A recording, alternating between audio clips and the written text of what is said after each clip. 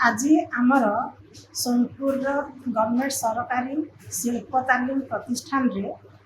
एक जिला स्तरीय निजुक्ति मेलार आयोजन हो जाइए। मेलार मुख्य अतिथि भाव में आमर सोनपुर जिलार जिलापाल महोदया श्रीमती अनन्या दास योगदान करी आनुष्ठानिक भाव में यही सभा को उद्घाटन करते। यह सहित आमर अन्यतम अतिथि भाव में आमर एडीएम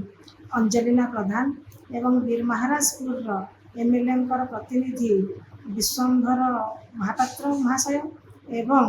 आमर वीर महाराजपुर उपजिलापाल एवं आमर उलुंडा ब्लॉक बीडीओ महाशय यही कार्यक्रम में अंशग्रहण करते अन्यतम अतिथि भाव में। यही मेलारे सर्वमोट 418 जन युवक युवती अंशग्रहण करते जो मानू आमे माने आम निजर अनुभूति बांटिवा सहित सरकारी स्तर में उपलब्ध समस्त सुविधा सुजोगर हाथई से माने किभली भाव में निजको स्वावलंबी करेंगे एवं दक्षता विकास करी निजको जड़े दक्ष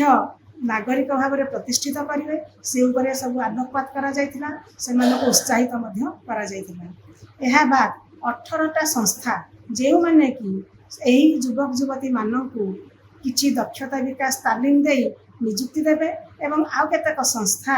से माने सीधा सड़क निजुक्ति देवा पई आज यही मेला रे उपस्थित रही समस्त को उत्साहित करथिले। परिशेष रे यही शिल्प तालीम अनुष्ठान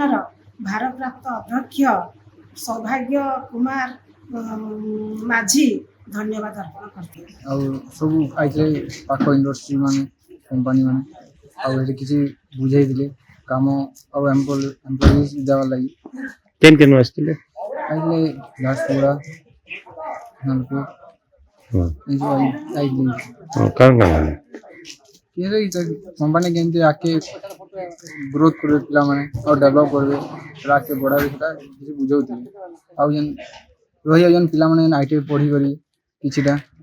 ना जानि पारबा एटा बादरे चला बुझी।